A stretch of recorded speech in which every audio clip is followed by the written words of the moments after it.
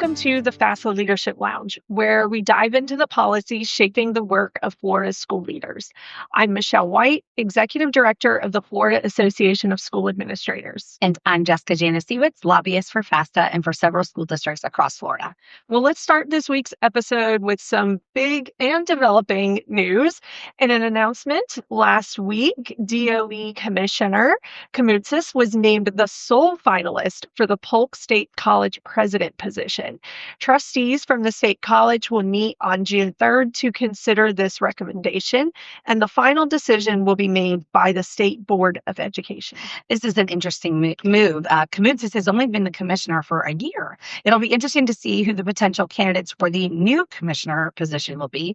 The rumor mill is, of course, already off and running.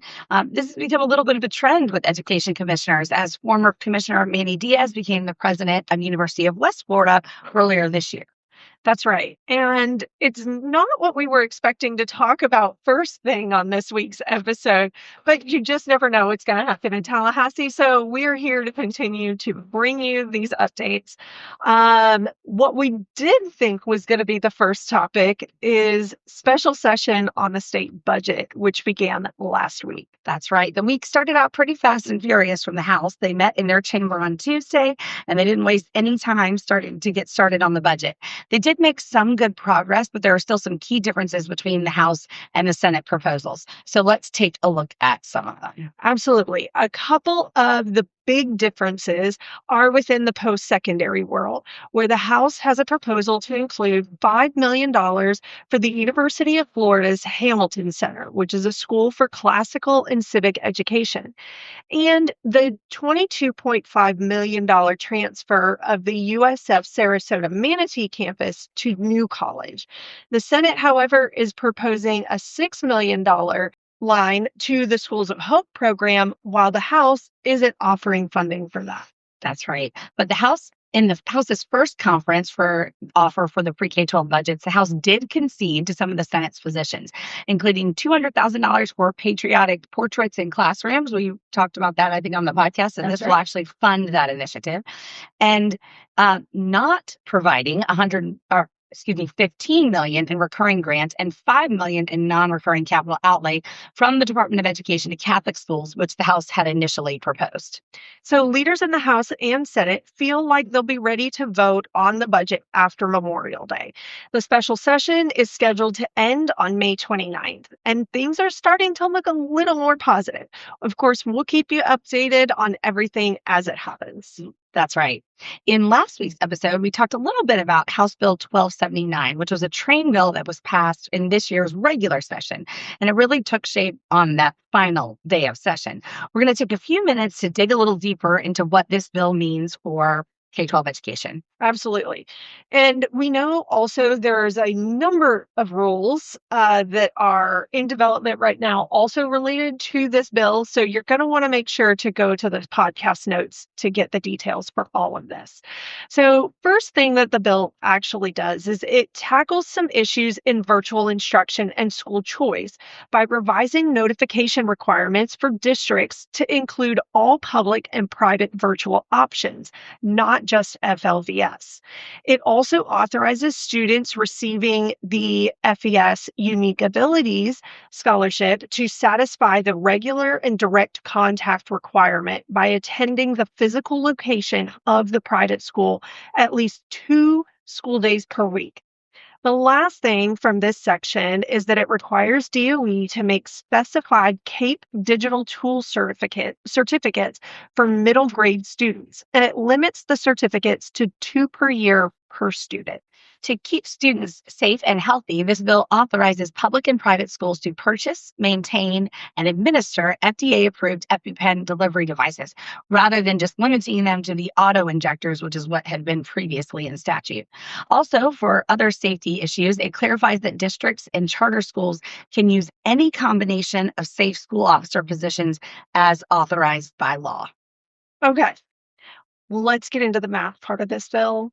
And there's a lot of it. And I'm just going to tell you, I'm a math person everywhere, and I love to talk about math. So First, it directs the DOE to identify and publish math pathways for students by September 1st, 2026.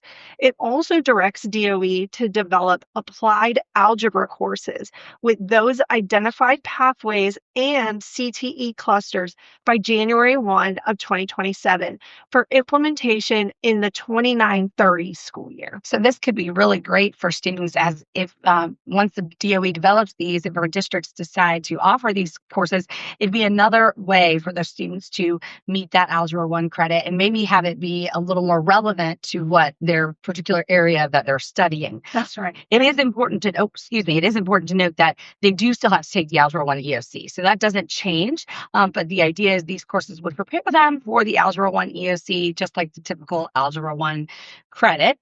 And moving a little bit away from math on this bill, it would also authorize Title I funds for STEM services, technologies, and instructional support. So allowing more use of those funds. And it authorizes a 1-credit dance technique course to satisfy either the PE or the arts requirement for high school graduation. So we've seen a lot of changes in that space in the last couple of years with different options for kids to meet that requirement. That's right. Okay, so still on the same bill, but we're getting close to wrapping it up. The next part of this bill looks at student support, literacy, and school improvement. A school will have to notify a parent or guardian within 10 school days when a related service in a student's IEP is not scheduled and make appropriate accommodations for it. And it requires a district to inform parents at IEP meetings of the right to access all service provider logs or progress notes within 15 school days after the service is provided. And this is definitely, I think, going to have an impact for our members, with these notification requirements. So I think definitely everyone keep a lookout for any kind of guidance from your district, the DOE, as this is implemented, because this bill will, as it's been signed into law, but it will become law on July 1st of this year. The bill also expands the definition of what counts as an educational emergency to include being a designated persistently low performing school.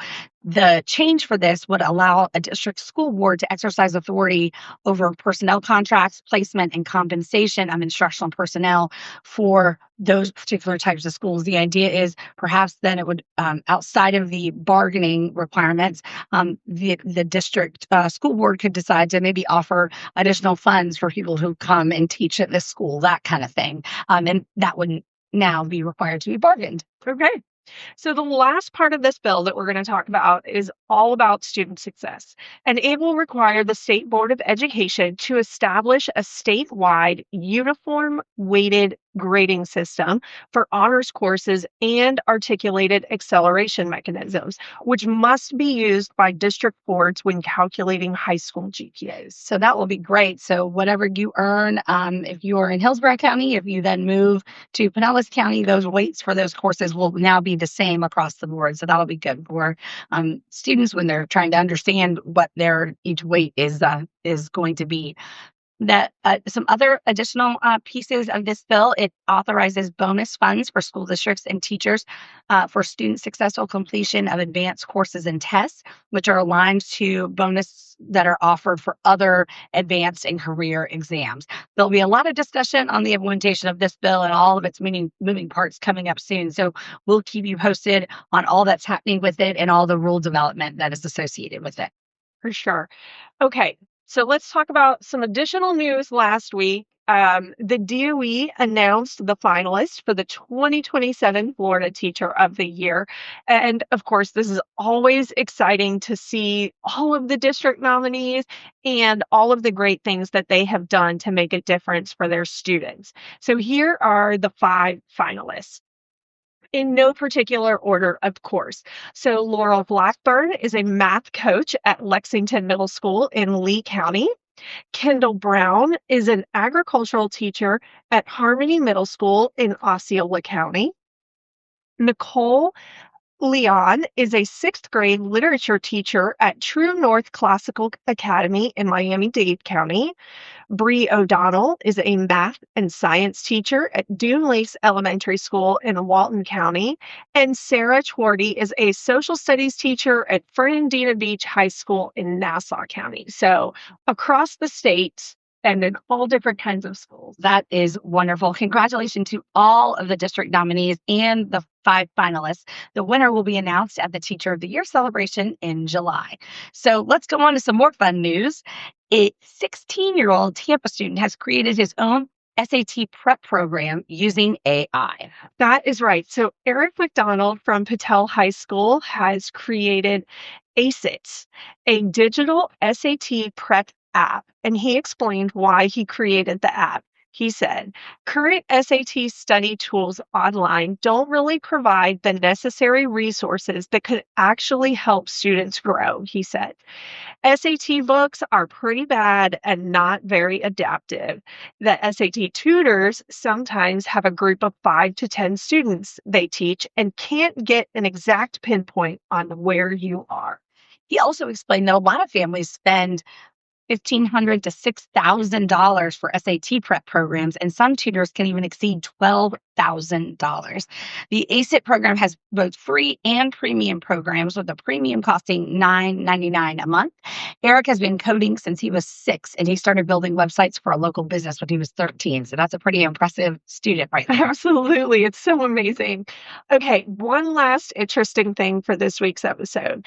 Leon County Superintendent Rocky Hanna has formed a political action committee to back a half-penny sales tax initiative that would bring almost $30 million annually to the district for school renovations, maintenance, and transportation. Leon County has had the half penny for quite some time, and so it is on the ballot to renew it this year.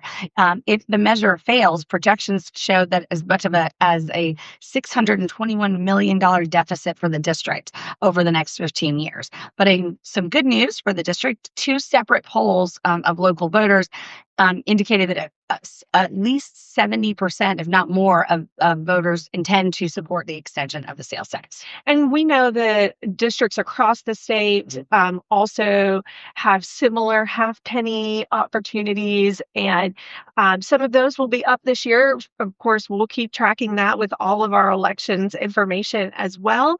It's a very important topic that we'll be following, especially knowing all of the budget crunches that every district has been in.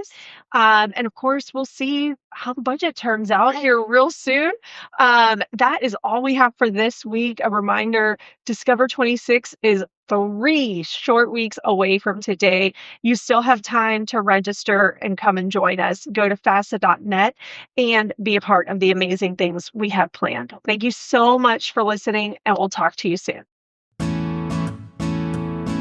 Thank you for listening to the Leadership Lounge podcast presented by the Florida Association of School Administrators. Today's podcast was hosted by Michelle White and Jessica Janasiewicz. The podcast was produced by Jeff Willoughby. Make sure to subscribe to the podcast wherever you listen to your favorite podcasts. New episodes are released each Monday. For show topics, suggestions, questions, or comments, please email communications@fafsa.net. We hope you enjoyed the show.